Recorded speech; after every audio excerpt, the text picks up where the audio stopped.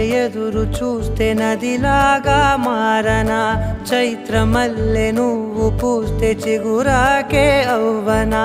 నన్నే వరించే యువరాజును అంట నీ యువరాణి